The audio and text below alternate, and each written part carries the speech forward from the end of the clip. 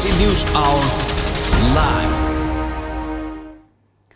काठमाडौँ बागमती किनारको सार्वजनिक जग्गामा अनधिकृत रूपमा घर टहरा बनाएर बसेकाहरूलाई हटाउन महानगरपालिकाले सोमबार बल प्रयोग गर्यो र परिस्थिति एकाएक हिंसात्मक बन्न पुग्यो।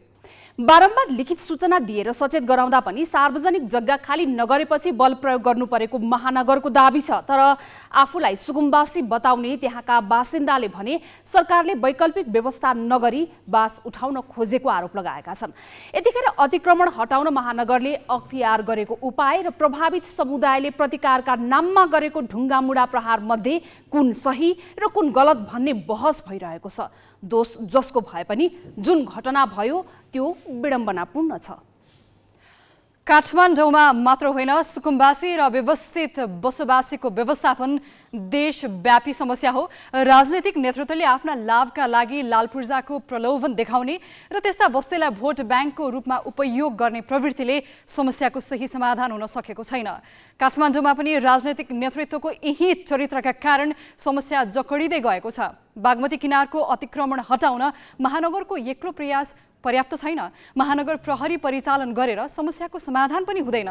यसको अपनत्व सङ्घीय सरकारले लिनुपर्छ र अव्यवस्थित बस्तीका हरेक परिवारको अभिलेख राखी उनीहरूको स्वास्थ्य, शिक्षा र आवासको वैकल्पिक व्यवस्था सुनिश्चित गर्नुपर्छ।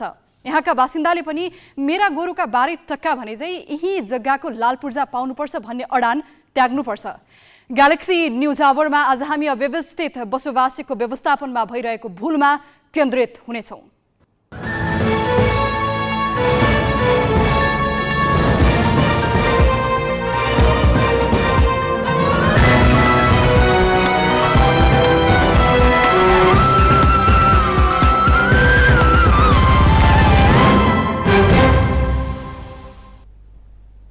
नमस्कार, यो हो ग्यालेक्सी न्यूज आवर। अब हेडलाइन्स।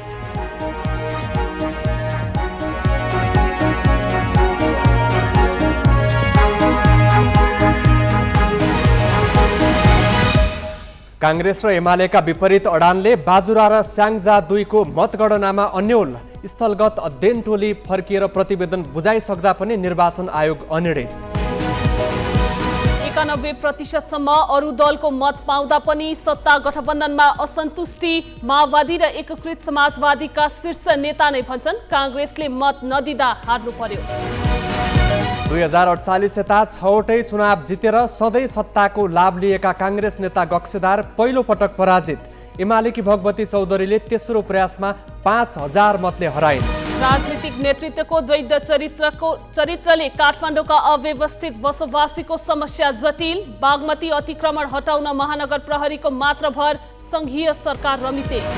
र विश्वकप फुटबलमा इक्वेडर र सेनेगल तथा नेदरल्यान्ड्स र कतार भिड्दै इङ्ल्यान्ड र वेल्स तथा अमेरिका र इरान बीचको खेल पनि आजै।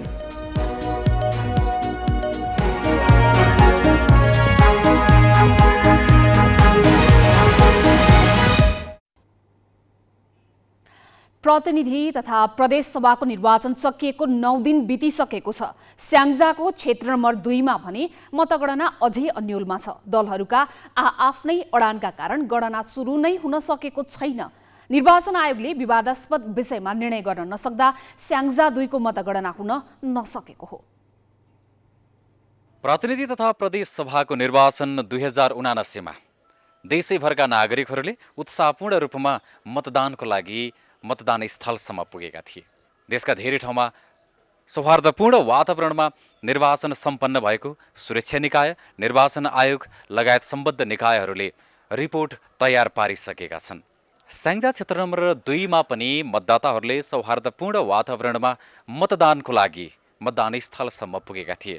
यद्यपि स्याङ्जाको क्षेत्र नम्बर 2 का केही मतदान स्थलहरूमा नेपाली कांग्रेसले अनधिकृत रूपमा बुथ कब्जा गरी मतदान गरेको आरोप लगाउँदै नेपाल कम्युनिस्ट पार्टी एमाले यतिखेर मत गन्न दिइरहेको छैन।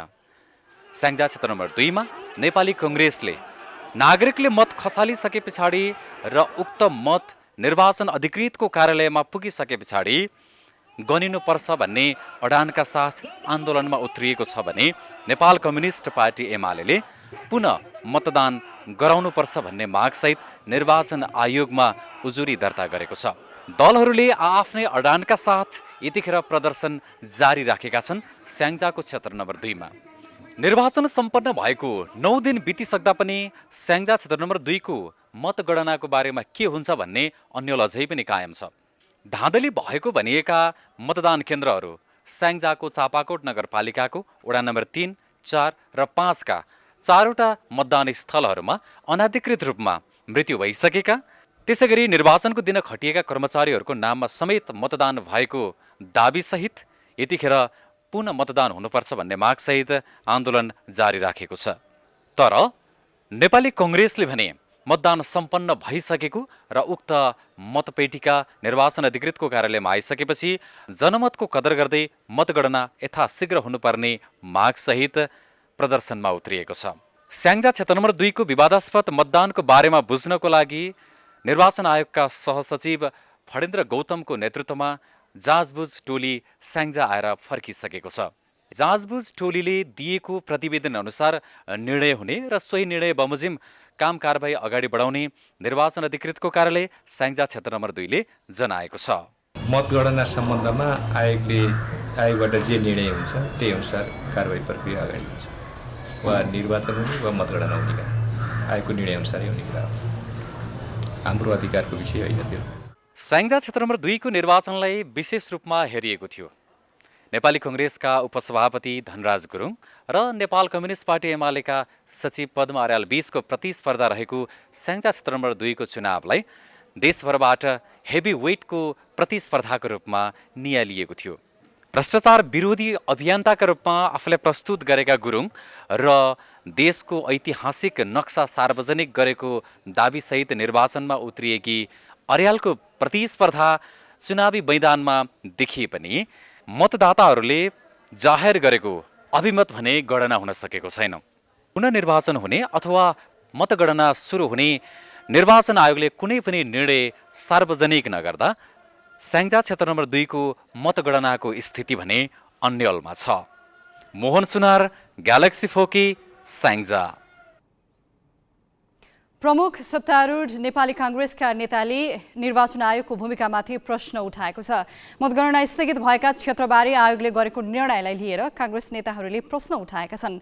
रामचन्द्र पौडेल सहितका नेताले आज प्रमुख निर्वाचन आयुक्त दिनेश थपलियालाई भेटेर बाजुरा र स्याङ्जा 2 मा तत्काल मतगणना सुरु गर्न आग्रह गरेका छन्। उनीहरूले सुनसरी 4 र उदयपुर 1 मा मतगणना अगाडि बढाउन निर्देशन दिएको आयोगले बाजुरा र स्याङ्जा 2 का हकमा किन केही निर्णय नगरेको भनी प्रश्न गरे।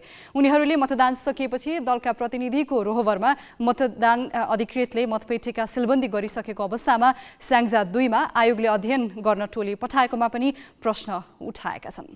रोकेर फेरि अर्को अनधिकृत कमिटी बनाएर पठाएर त्यसको झुटमुटको त्यसको नाउँमा फेरि अर्को के खेलखाल खोज्या हो कि खेल गर्न खोज्या हो कि भन्ने हामीलाई लाग्यो हैन। त्यसकारण यो गलत हो। यो इन्क्वायरी कमिसन पठाएको नै गलत भयो। 5 बजेभित्रमा गरेर सबै सम्पन्न भइसकेपछि त्यो भित्र घटेको घटनामा छानबिन गर्ने हो। त्यो भित्र केही घटना घटेको छैन र केही भएको छैन भने पछि ल्याएर चाहिँ कहाँबाट कसले के उजुर गर्दैमा आकाशे बतासे उजुरले मतगणना रोक्न हुने थिएन। यो गलत भएको छ। तुरुन्त मतदानको मतगणना होस् र त्यस्तै गरेर बाजुरामा पनि तुरुन्त मतगणना होस् भनेर हामीले गरेका छौँ। सुनसरीका 3वटा निर्वाचन क्षेत्रको मतगणना सकिएको छ, तर सुनसरी 4 को गणना भने अझै सकिएको छैन। सत्ता गठबन्धनका तर्फबाट काङ्ग्रेस उम्मेद्वार सञ्चार मन्त्री ज्ञानेन्द्र बहादुर कार्की र एमाले उम्मेद्वार जगदीश प्रसाद कुसियत बीच तीव्र प्रतिस्पर्धा छ। मतगणनाको विषयलाई लिएर बेला बेला विवाद हुँदा अहिलेसम्म अन्तिम नतिजा आउन सकेको छैन। यसबारे थप जानकारी दिन सुनसरीबाट हाम्रा संवाददाता प्रकाश थिमेसेना सम्पर्कमा छन्। प्रकाशजी, तपाईँ अहिले मतगणना स्थल बाहिर हुनुहुन्छ, के भइरहेको छ त्यहाँ?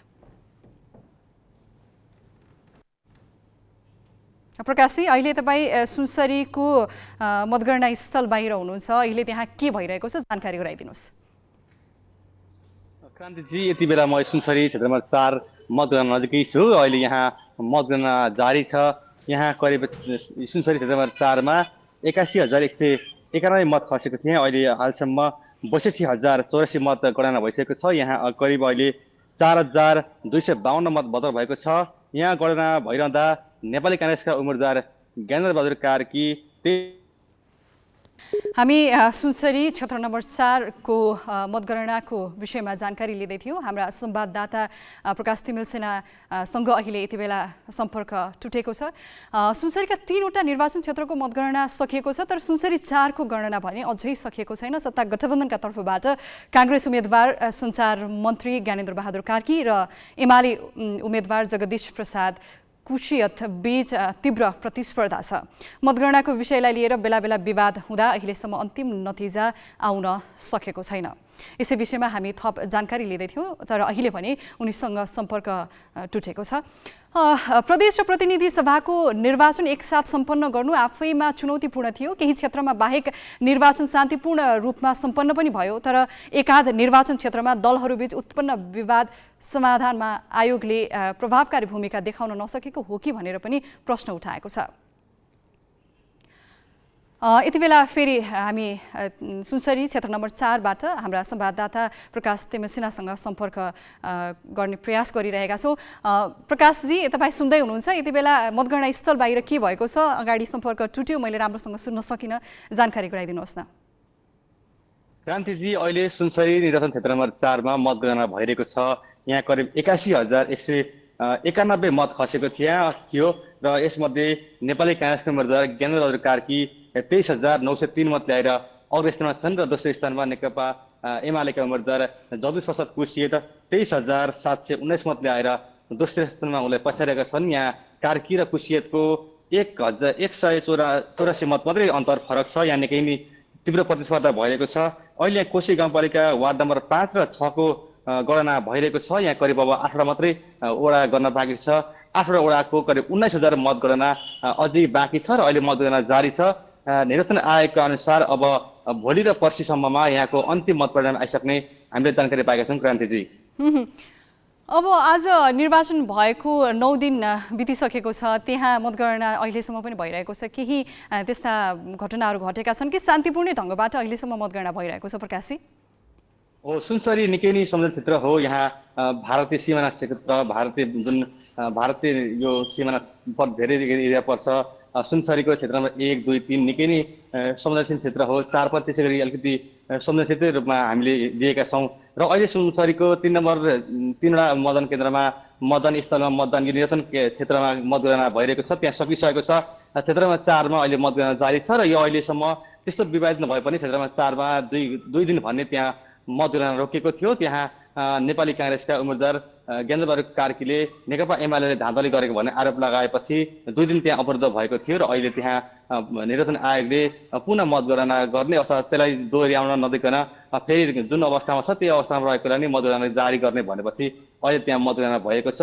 समग्रमा सुनसरीमा त्यस्तो अमानवीय र क्षतिजन्य खालको गतिविधि भएन र शान्तिपूर्ण नै अवस्थामा 3टा निर्वाचन क्षेत्रका सम्पन्न भएर 4 नम्बरमा अब पछिसम्ममा त्यस्तो अमानवीय व्यवहार नहोला भन्ने चाहिँ एउटा विश्वास दिएको छ। क्रान्तिजी, अब कति समय लाग्ला यो मतगणना सकिनका लागि? मैले भर्खरै पनि निर्वाचन आयोगका सहायक निर्वाचन अधिकृत मोहन बहादुर अधिकारीसँग सम्पर्क गर्दा उहाँले अब आज भोलि र पर्सिसम्ममा करिब 19,000 मतगणना बाँकी छ र अब समानुपातिक र प्रदेशको र प्रतिनिधि सभा तिनै तहको एकैपल्ट गर्नुपर्ने भएकोले अलिकति समय लाग्ने र पर्सिसम्म सबै मतपरिणाम आउने हामीले जानकारी पाएका छौँ। क्रान्तिजी, हस्, धन्यवाद प्रकाशजी जानकारीका लागि। उनी थिए सुनसरीको क्षेत्र नम्बर 4 बाट हाम्रा संवाददाता प्रकाश तिमिलसिना। अब केही न्युज संक्षेपमा।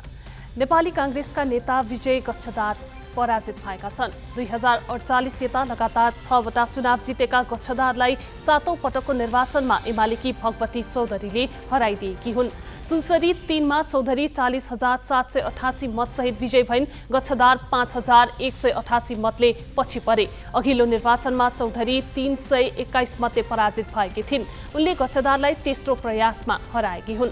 गच्छदार विरुद्ध विशेष अदालतमा भ्रष्टाचार मुद्दा दायर भएको अवस्थामा नै कांग्रेसले उनलाई उम्मेदवार बनाएको थियो।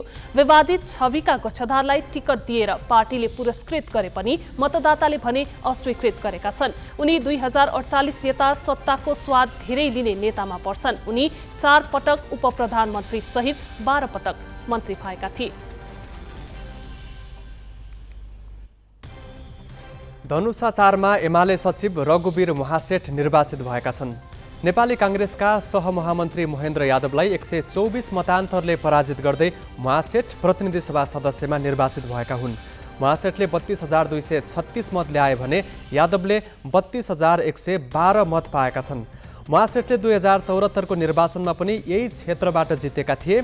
प्रदेश सभातर्फ मध्य प्रदेश सरकारका उद्योग, पर्यटन तथा वन मन्त्री शत्रुघ्न महतो पराजित भएका छन्। उनी एमालेका हरिनारायण महतोसँग पराजित भएका हुन्। हरिनारायण 17,302 मत सहित निर्वाचित हुँदा महतोले 15,960 मत ल्याएका छन्। थप प्रसङ्ग क्रान्ति शिखाबाट। माओवादी केन्द्रले प्रतिनिधि सभामा प्रत्यक्षतर्फ अपेक्षाकृत सिट ल्याउन नसकेपछि काङ्ग्रेसमाथि धोका दिएको आरोप लगायो। नेकपा एकीकृत समाजवादीका नेताले पनि काङ्ग्रेसमाथि नै दोष लगाइरहेका छन्। तथ्यहरूले भने माओवादी र एकीकृत समाजवादीले काङ्ग्रेसको मत पाएकैले जितेको देखाएका छन्। अर्को पार्टीबाट एकीकृत समाजवादीका उम्मेदवारले 91 र माओवादी केन्द्रका उम्मेदवारले 68% मत पाएको देखिएको छ। एकीकृत समाजवादीका सम्मानित नेता झलनाथ खनाल इलाम 1 मा मत गन्दै उठिएर हिँडे। एमालेका महेश बस्नेतलाई पछाडि पार्न सक्ने स्थिति नदेखेपछि गणना स्थलबाट आफ्ना प्रतिनिधि फिर्ता बोलाएर खनाल काठमाडौँ हानिए। उनले निर्वाचनको स्वच्छतामाथि मात्र प्रश्न उठाएनन्। गठबन्धन घटक नेपाली काङ्ग्रेसका स्थानीय कार्यकर्ता पैसामा बिकेको आरोप लगाए। तर उनलाई काङ्ग्रेस कार्यकर्ताले धोका दिएको मतबाट देखिँदैन। एमालेका बस्नेत 25,753 मत ल्याएर निर्वाचित हुँदा खनाल 2,664 मतले पछि परे, अर्थात् उनले 23,089 मत ल्याए। खनालको पार्टीले समानुपातिक तर्फ पाएको मत भने निकै उदेक लाग्दो छ। एकीकृत समाजवादीले 8,021 मत मात्र पायो, अर्थात् खनालले अरू पार्टीबाट 15,068 मत पाएको देखिन्छ। यति हुँदाहुँदै पनि एकीकृत समाजवादीले हार स्वीकार गर्नुको साटो इलाम 1 मा पुनः मतदान गराउनु पर्ने खनालको मागलाई नै साथ दिने निर्णय गरेको छ। खास इलामको बारेमा र उदयपुरको बारेमा हामीले छलफल गर्दाखेरि इलाममा अनेकौं खालका विसङ्गतिहरू देखिए। विसङ्गति देखिएको सन्दर्भमा र त्यहाँ उम्मेदवार हुनुभएका कमल झलनाथ खनालले गम्भीर आपत्ति व्यक्त गरेर वक्तव्य दिनुभएको कुराको सन्दर्भमा अब कुनै कानुनी उपचारको तरिका अपनाएर जाने र पुनः मतगणनाको पुनः मतदानको उहाँले माग गर्ने कुराहरू उठाउनु भएको छ। त त्यस बारेमा पनि छलफलहरू भएका छन्। डोटीमा एकीकृत समाजवादीका प्रेम आलेले 27,210 मत ल्याएर जिते। तर समानुपातिक तर्फ त्यहाँ एकीकृत समाजवादीले 2,373 मतमा चित्त बुझाउनु पर्यो। एकीकृत समाजवादीले सत्ता गठबन्धनमा प्रतिनिधि सभातर्फ 19 सिट हात पारेको थियो। त्यसमध्ये 10 क्षेत्रमा एकीकृत समाजवादीका उम्मेदवार निर्वाचित भए, जबकि समानुपातिक तर्फ 98 लाख भन्दा बढी मत गणना गर्दा उसले थ्रेसहोल्ड अर्थात् 3% मत ल्याउन सकेको छैन। थ्रेसहोल्ड कटाउन एकीकृत समाजवादीले अझै 40,000 हाराहारी मत ल्याउनु पर्ने देखिन्छ। तर अहिलेसम्मको गणना अनुसार उसले थ्रेसहोल्ड कटाउन सक्ने देखिँदैन। जबकि प्रतिनिधि सभातर्फ प्रत्यक्षमा 72 मा 1 सिट जितेको सीके राउत नेतृत्वको जनमत पार्टीले राष्ट्रिय दलको मान्यता पाउने निश्चित भइसकेको छ। 2074 मा एमालेसँग गठबन्धन हुँदा माओवादी केन्द्रले प्रत्यक्षतर्फ 36 सिट जित्यो। अहिले ऊ 17 सिटमा खुम्चन पुगेको छ। अपेक्षाकृत सिट नआएपछि माओवादी केन्द्रका अध्यक्ष पुष्पकमल दाहालले निकट नेताहरूसँग गठबन्धन घटक दल विशेषतः काङ्ग्रेसको भोट पाउन नसकेको गुनासो गरे। माओवादीका पदाधिकारी तहका नेतामा पनि काङ्ग्रेसको भोट नपाएकैले सिट घटेको बुझाइ छ। तर माओवादी केन्द्रले समानुपातिक तर्फ पाएको मत हेर्दा उनीहरूको बुझाइ गलत देखिन्छ। माओवादीका उम्मेदवारले अरू पार्टीबाट 68% मत पाएको देखिन्छ। मोरङ 4 मा माओवादी केन्द्रका अमनलाल मोदी 30,612 मत सहित निर्वाचित भए। तर समानुपातिक तर्फ त्यहाँ माओवादीले 9,760 भन्दा बढी मत पाउन सकेन। अर्थात् काङ्ग्रेसले मत खन्याएकाले मोदी निर्वाचित भएकोमा कुनै दुविधा छैन। यही तथ्यका कारण काङ्ग्रेसले आफूले धोका दिएको आरोप अस्वीकार गरेको छ। यो गठबन्धन दलका उम्मेदवारहरूलाई हामीले कमसेकम नेतृत्व तहबाट जानाजानी असहयोग गरेको अवस्था होइन। तर चाहिँ इन्डिभिजुअल तहमा त्यस्ता कुराहरू चाहिँ सबै तर्फबाट भएको हुन सक्दछ। जस्तो अहिले अब एकीकृत समाजवादीकै समानुपातिक मत हेर्ने हो भने जुन अहिले 10 सिट उहाँहरूले चाहिँ प्रत्यक्षमा जित्दै हुनुहुन्छ, जितिसक्नु भएको छ। यो अवस्था त यो नेपाली काङ्ग्रेस लगायतको दलले माओवादी सबैले सहयोग नगरे अब कहाँबाट आउँथ्यो। दाङ 2 मा माओवादी केन्द्रकी रेखा शर्मा काङ्ग्रेसले भोट दिएकै कारण एमाले महासचिव शङ्कर पोखरेललाई हराउन सफल भएकी हुन्। शर्माले 26,880 मत ल्याएर पोखरेललाई हराउँदा माओवादी केन्द्रले त्यस क्षेत्रमा समानुपातिक तर्फ 10,820 मत मात्र पायो। समानुपातिक मतले माओवादी केन्द्र र एकीकृत समाजवादीको असली हैसियत छर्लङ्ग पारेको छ। तर यो तथ्यलाई बेवास्ता गरी मत ट्रान्सफर भएन भनेर काङ्ग्रेसमाथि आरोप लगाउनुलाई कमजोरी लुकाउन कार्यकर्तालाई थुमथुम्याउने मेलोका रूपमा लिइएको छ। अक्षर काका, ग्यालेक्सी फोके, काठमाडौँ। निर्वाचनमा अपेक्षा अनुसार जित हात पार्न नसकेपछि सत्ता गठबन्धनमा आबद्ध नेपाली काङ्ग्रेस बाहेकका दलले एकअर्कालाई घात गरेको आरोप लगाएका छन्। मत ट्रान्सफर नभएकाले माओवादी, एकीकृत समाजवादी लगायतका दलले धेरै ठाउँमा हार बेहोर्नु परेको गुनासो गरेका छन्। तर समानुपातिक र प्रत्यक्षमा परेको मत विश्लेषण गर्ने हो भने एउटा दलको मत अर्को दललाई पर्ने दर अत्यधिक देखिन्छ। नेकपा माओवादी केन्द्रको तर्फबाट मोरङ 4बाट निर्वाचित भएका अमनलाल मोदी 30,612 मत पाएर विजयी हुँदा त्यही क्षेत्रमा उनको दलले समानुपातिक प्रणालीतर्फ 9,760 मत मात्र प्राप्त गरेको छ। यस क्षेत्रमा 20,805 मत अन्य दलबाट उनलाई परेको स्पष्ट छ। यस्तै भोजपुरमा सुदन किराँती विजयी हुन 15,841 मत अरू दलबाट खन्याउनु पर्यो भने खोटाङमा रामकुमार राई निर्वाचित हुन 19,506 मतका लागि अर्को दलको सहारा लिनु पर्यो। सर्लाही 2 का महेन्द्र राय यादवले पाएको 12,670 मत होस् या सिन्धुपाल्चोक 1 का माधव सापकोटाले पाएको 15,489 मत होस्, त्यसमा माओवादी बाहेकका दलकै छाप लागेको समानुपातिक परिणामले देखाउँछ।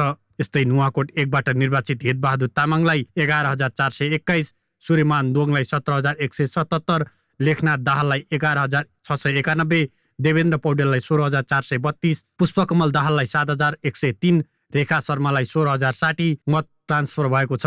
रोल्पाबाट निर्वाचित वर्षमान पुनलाई 13,555, पूर्णबहादुर घरती मगर 3,991, शक्तिबहादुर बस्नेत 19,739, महेन्द्र बहादुर साई 9,498, छिरिङ डमडुल लामा भोटे 6,954, जनार्दन शर्मा 5,202 मत ट्रान्सफर भएर निर्वाचित भएका हुन्। मत ट्रान्सफर नभएको भनेर बढी गुनासो गर्ने दल हो एकीकृत समाजवादी पनि। उसले प्रत्यक्षमा 10 सिट जितेको छ, तर उसको समानुपातिक मत हेर्दा कतै पनि आफै जित्न सक्ने अवस्थामा छैन।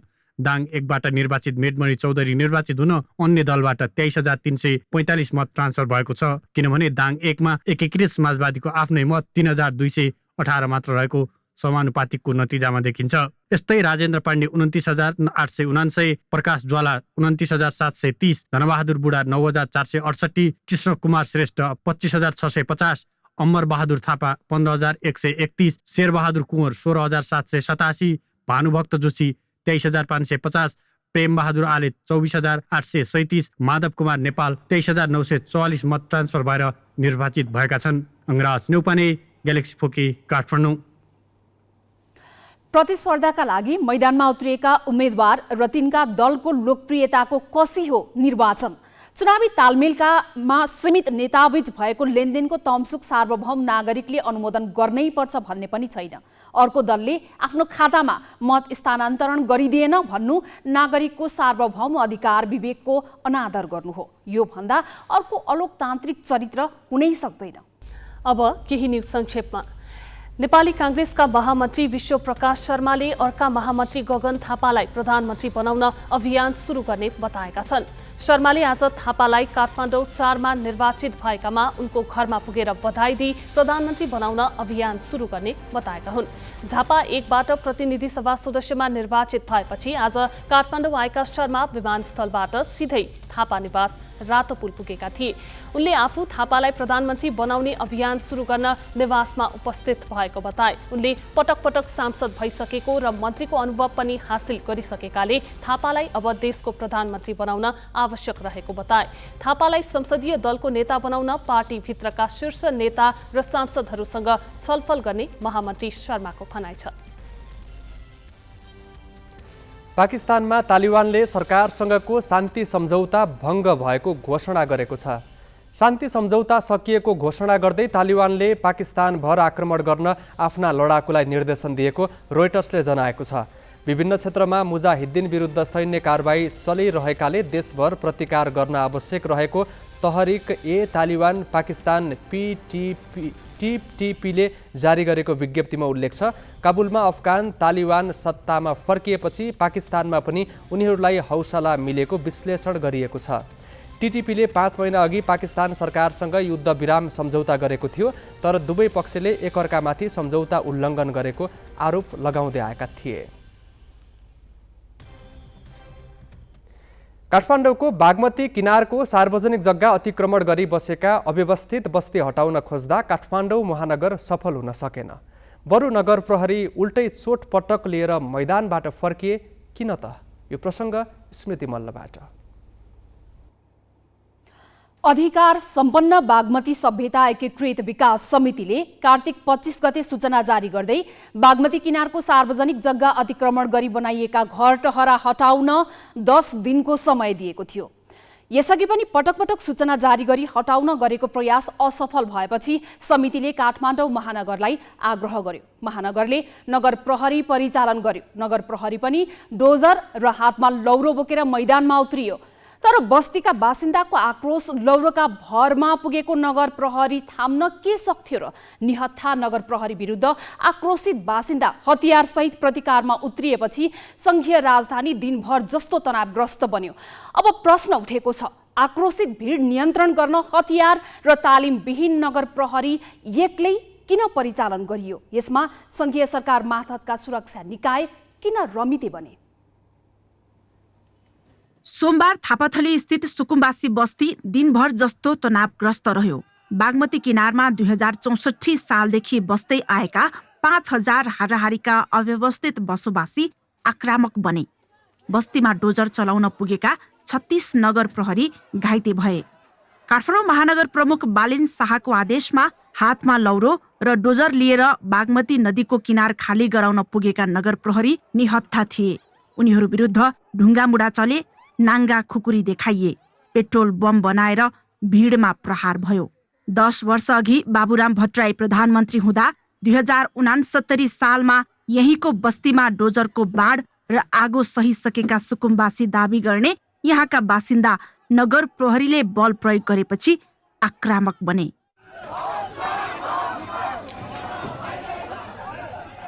सुकुम्बासी बस्तीको व्यवस्थापन गर्नु संघीय र स्थानीय सरकारको साझा दायित्व हो। अधिकार सम्पन्न बागमती सभ्यता एकीकृत विकास समिति संघीय सरकार मातहतको निकाय हो। समितिकै आग्रहमा महानगरले थापाथलीको बागमती किनार क्षेत्रका बस्तीमा डोजर परिचालन गरेपछि स्थानीय आक्रोशित भए।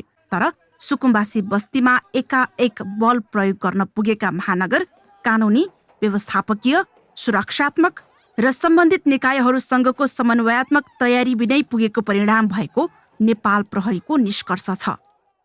अब कुनै पनि घटना, कुनै पनि अपराध, कुनै पनि उशृङ्खल क्रियाकलाप, कुनै पनि कानुन हातमा लिने कुरामा नेपाल प्रहरी सदैव अग्रपङ्क्तिमै रहेर काम गर्ने संस्था हो। त्यसमा कसैले पनि कानुन हातमा लिन मिल्दैन। कानुन हातमा लिने विषय गम्भीर विषय हो। अब कोही पनि यस्तो नागरिकसँग रेस्पोन्स गर्नुपर्ने अवस्था छ भने, अब कसैले गर्दैछ भने प्रहरीलाई पनि साथैमा सँगसँगै जानुपर्ने हुन्छ र कानुन सम्मत रूपमा जानुपर्ने हुन्छ। कानुन सम्मत स्थानीय सरकार अथवा सङ्घीय सरकारले कानुन सम्मत गर्ने कुराहरूमा प्रहरी कानुन सम्मत रूपले परिचालित हुन्छ। त्यसकारणले यसको प्रहरी त्यसको लागि ट्रेन्ड पनि छ, तत्पर पनि छ र त्यसमा चाहिँ प्रहरी सक्रियताका साथ लाग्छ पनि। आक्रोशित भिड नियन्त्रण गर्न विभिन्न चरणको तयारी गर्नुपर्छ।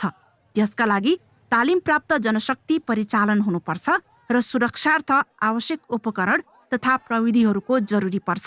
नगर प्रहरीसँग न हतियार छ न त उनीहरू तालिम प्राप्त नै छन्। यसरी अग्रपंक्तिमा नगर प्रहरी खटाउनुलाई सुरक्षा मामिलाका जानकारहरूले महानगरको कच्चा निर्णय भएको बताएका छन्। होइन, महानगरले के बुझ्नुपर्ने हुन्छ भने तपाईँको भिड नियन्त्रण गर्ने जिम्मा उसको होइन कि यो तपाईँ एउटा ठेला हटाए जस्तो एउटा मोटरसाइकल हटाए जस्तो होइन। किन यहाँ त हजारौँ मास छ, हजारौँ मासलाई कन्ट्रोल गर्नुपर्ने हुन्छ। र इभन तपाईँको करिब मैले हिजोको अवस्था हेर्दाखेरि त मैले डुडेझारी सम्झेँ। कैलालीको डुडेझारी तपाईँको त्यो जङ्गल स्विप गर्दाखेरि प्रहरीको 10,000 नेपाल पुलिसको इतिहासमा त्यत्रो ठुलो सिङ्गल अपरेसन अहिले पनि भएको छैन होइन। त्यसले गर्दा के छ भनेपछि यो गर्ने प्र्याक्टिस नेपाल प्रहरीलाई छ, यो गर्ने इक्विपमेन्ट नेपाल प्रहरीसँग छ, विभिन्न किसिमका यसमा हतियार के भन्छ साधनहरू चाहिन्छ नि। त्यसले गर्दा के छ प्रहरीलाई बाइपास गरेर तपाईँको नगर प्रहरीले चाहिँ यसलाई कन्ट्रोल गर्न सक्छ मलाई लाग्दैन। र यो कुरा चाहिँ ध्यान दिनुपर्ने हुन्छ नगर प्रहरीले। सुकुम्बासी बस्ती र यससँग जोडिएका विवाद नयाँ होइनन्। यस्तो भिडमा बल प्रयोग गर्दा सम्भावित खतराको पहिचान हुनुपर्छ। यस्तो काममा एक्सनमा उत्रिन विशेष सुरक्षा योजना र तयारी हुनुपर्छ, जुन नगर प्रहरीसँग छैन। बिना सिप र बिना तयारी आक्रोशित भिडमा बल प्रयोग गर्दा अर्को खतरनाक दङ्गा सिर्जना नहोला भन्न सकिन्न। क्यामेरामा साधुराम लामिछानेका साथमा शिखा श्रेष्ठ, ग्यालेक्सी 4K, काठमाडौँ। नेकपा एमालेको मुख्यालयमा उसको भ्रातृ संस्था राष्ट्रिय जनसांस्कृतिक महासंघले आज पार्टी अध्यक्ष केपी शर्मा ओलीलाई बधाई दिन कार्यक्रम राख्यो। कार्यक्रममा निम्ता गरेका पण्डितले स्वस्ति वाचन गरी ओलीलाई प्रधानमन्त्री बन्न शुभकामना दिए। ओली गदगद पनि भए। उनले त्यहाँ निर्वाचन जस्तो नभएको मात्र भनेनन्, सुकुम्बासी बस्तीमा बल प्रयोग गरेर काठमाडौँ महानगरले गल्ती गरेको बताए। उनले महानगरसँग खोला किनारमा छाप्रो बनाएर बसेका सुकुम्बासीको उठीवास गराउने खोजेर कस्तो बहादुरी देखाउन खोजेको भनी प्रश्न समेत गरे। सुकुम्बासी बस्तीमा तमासा अनि त्यहाँका तमासा गर्ने हाकिमहरूको भनाइपछि सुन्दाखेरि पुलिसले अलिक मजाले मद्दतै गरेन, नत्र हामी तिनीहरूलाई जित्थ्यौँ, तिनीहरूलाई पराजित गर्थ्यौँ। हामी तिनीहरूलाई पराजित गरेर हामी चाहिँ त्यो बस्ती ध्वस्त बनाउँथ्यौँ। किन बहादुरी कुन देशसँग अर्को देश शत्रु देशसँगको लडाइँको जस्तो भाषा शैली तरिका कुरा, त्यहाँ कुन शत्रु बसिया छन्? गरिब गुरुबा बसिया छन्। ती कुनै शत्रु त होइनन्। सरकारले पुरा मद्दत गरिदिएन, पुलिस समयमा आइदिएन। पुलिस समयमा आएको भएदेखि सोझाइहालिन्थ्यो, ठिक लगाइहालिन्थ्यो। के भने त्यो चुप लागेर छाप्रामा खोला किनारमा बसिया छन् लाई ठिक लगाएर कुन बहादुरी पाइन्छ? समाधान गर्ने, समस्या समाधान गर्ने तरिका के हो? के गरिब जनतालाई पराजित गर्ने? नेपाली जनतालाई कसलाई पराजित गरेर को विजयी हुने? यहाँ जित र हारको प्रश्न होइन, यहाँ समस्या समाधानको प्रश्न हो। समस्या थुप्रो छन् समाधान। बलबाट डेमोक्रेसीमा समस्या समाधान गरिँदैन।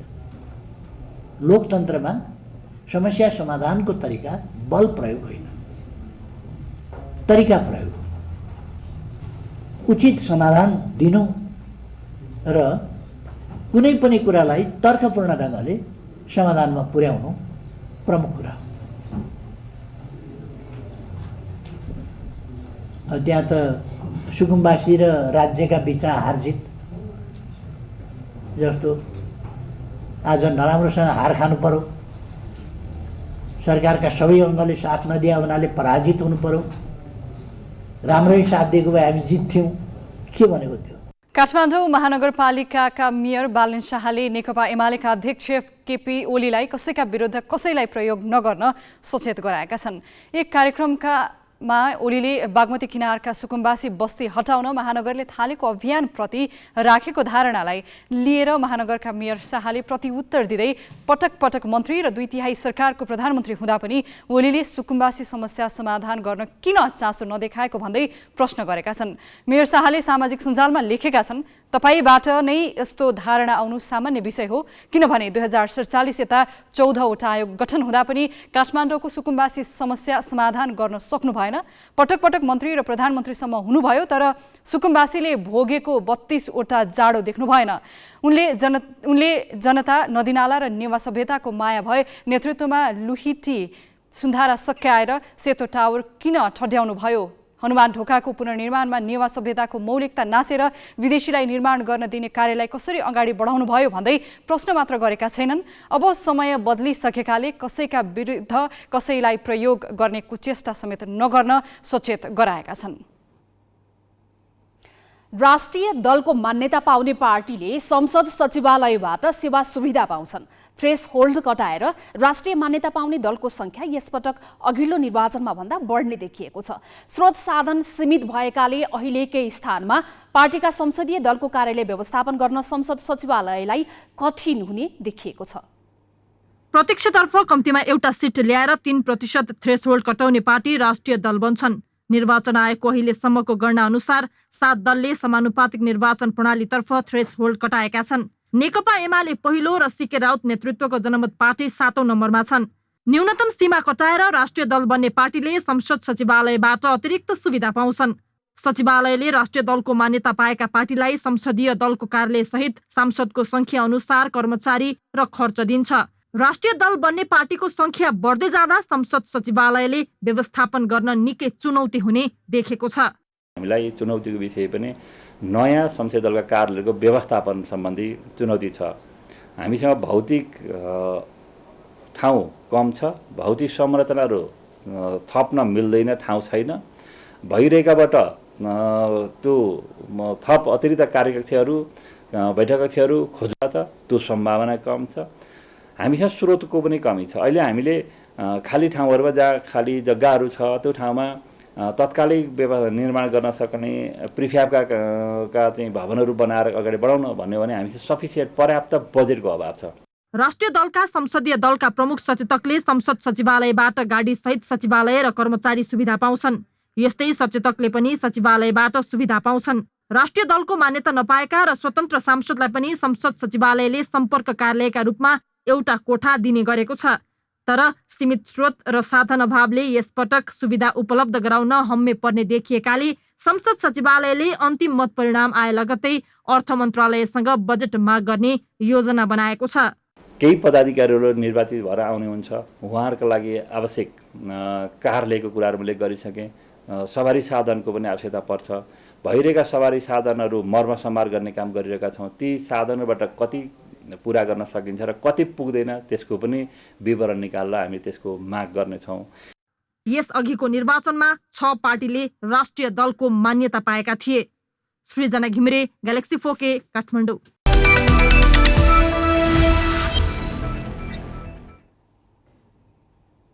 बागमती प्रदेशले 19 वर्ष मुनिको राष्ट्रिय क्रिकेटमा लगातार 4थो खेल जितेको छ। त्रिवी मैदान कीर्तिपुरमा आज बागमतीले कर्णाली प्रदेशलाई 7 विकेटले हरायो। पहिले ब्याटिङ गरेको कर्णाली 26 ओभर 2 बलमा सबै विकेट गुमाएर 130 रनमा समेटियो। कप्तान विपिन रावतले सर्वाधिक 68 रन बनाए। सक्रिय कार्कीले 5 र अहमद रन्जाले 3 विकेट लिए।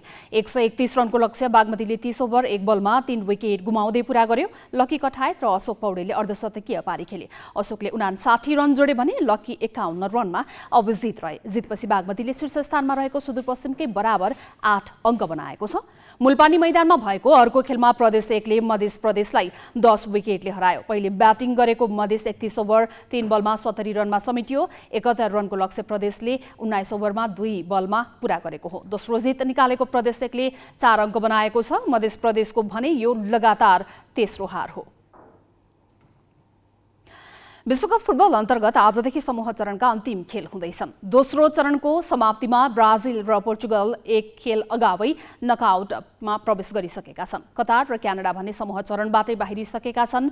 आज 4 खेल हुँदा समूह ए र बीबाट नकआउट चरणमा पुग्ने 4 राष्ट्रको टुङ्गो लाग्नेछ। समूह ए अन्तर्गत इक्वेडर र सेनेगल तथा नेदरल्यान्ड्स र कतार बीचको खेल हुँदैछ। नेदरल्यान्ड्स, सेनेगल र इक्वेडर मध्ये 2 राष्ट्र अघिल्लो चरणको दौडमा जानेछन्। इक्वेडरलाई बराबरीले पनि नकआउट चरणमा पुर्याउनेछ। फिफा वरियतामा इक्वेडर भन्दा 26 स्थान माथि रहेको सेनेगललाई भने जित्नै पर्ने दबाव छ। उसँग मात्र 3 अङ्क छ। 17 खेलदेखि अपराजित नेदरल्यान्ड्सलाई पनि बराबरीले अघिल्लो चरणमा पुर्याउनेछ। आज मध्यरातमा अमेरिका र इरान तथा वेल्स र इङ्ल्यान्ड आम्ने सामने हुँदैछन्। 4 अङ्क जोडेको इङ्ल्यान्डलाई बराबरी नै पर्याप्त हुनेछ। इरान र अमेरिकाको सम्बन्ध राम्रो छैन। दुई देशबीच लामो समयदेखि राजनैतिक तनाव जारी छ। यस्तो अवस्थामा विश्वकप फुटबलले यी दुई देशलाई एकै ठाउँमा उभ्याइदियो। विश्वकपमा इरान र अमेरिका आज राति आम्ने सामने हुँदैछन्। दुवै देशले खेललाई नकआउट चरण प्रवेशको अवसरका रूपमा मात्र होइन, प्रतिष्ठाको विषयका रूपमा समेत लिएका छन्।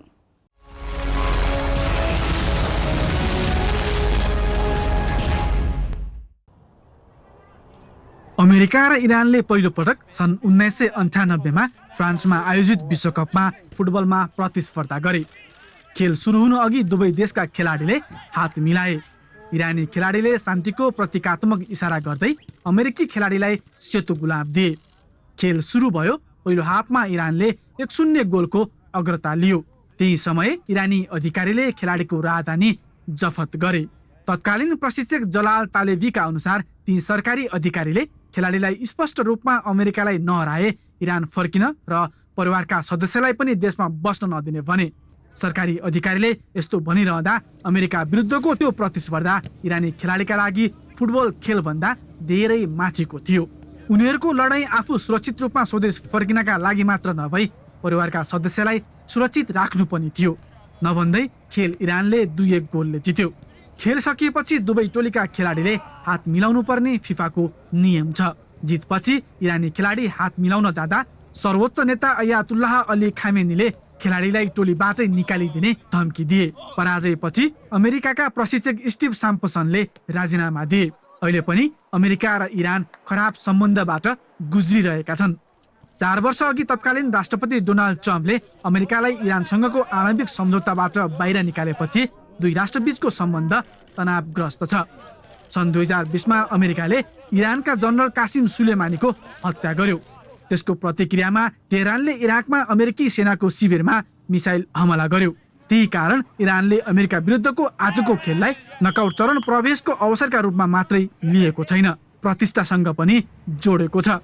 आफ्नो 24 वर्षभन्दा लामो विश्वकप इतिहासमा इरान अहिलेसम्म नकआउट चरणमा प्रवेश गर्न सकेको छैन। आज यी दुई बीचको विजेता टोलीले शीर्ष 16मा स्थान बनाउनेछ। वेल्स र इङ्ल्यान्डसँग बराबरी खेलेपछि अमेरिकाको 2 अङ्क छ। शुक्रबार वेल्सलाई 2-0 गोलले हराएको इरान 3 अङ्कसहित समूह बी को दोस्रो स्थानमा छ। अर्को खेलमा इङ्ल्यान्ड र वेल्सले बराबरी खेले वा वेल्स पराजित भए इरानका लागि बराबरी नै पर्याप्त हुनेछ। उता अमेरिकाले इरानसँग पराजित हुँदै विश्वकपबाट बाहिरिएको इतिहास दोहोर्याउन चाहेको छैन। हामी ग्यालेक्सी न्यूज आवरको अन्त्यमा छौं। जाँदा जाँदै हेडलाइन्स।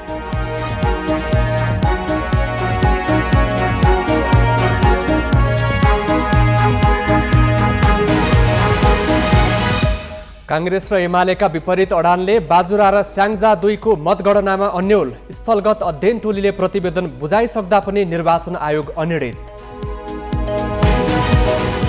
91% अरू दलको मत पाउँदा पनि सत्ता गठबन्धनमा असन्तुष्टि। माओवादी र एकीकृत समाजवादीका शीर्ष नेता नै भन्छन् कांग्रेसले मत नदिँदा हार्नु पर्यो। 2048 यताका 6वटै चुनाव जितेर सधैँ सत्ताको लाभ लिएका कांग्रेस नेता गक्सेदार पहिलो पटक पराजित। एमालेकी भगवती चौधरीले तेस्रो प्रयासमा 5000 मतले हराइन्। राजनीतिक नेतृत्वको द्वैत चरित्रले काठमाडौँका अव्यवस्थित बसोबासीको समस्या जटिल। बागमती अतिक्रमण हटाउन महानगर प्रहरीको मात्र भर, संघीय सरकार रमिते। र विश्वकप फुटबलमा इक्वेडर र सेनेगल तथा नेदरल्यान्ड्स र कतार भिड्दै इङ्ल्यान्ड र वेल्स तथा अमेरिका र इरान बीचको खेल पनि आजै।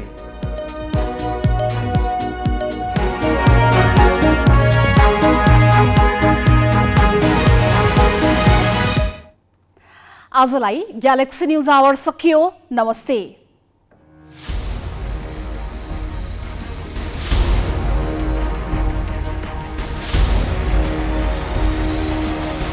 This is Galaxy News Hour Live.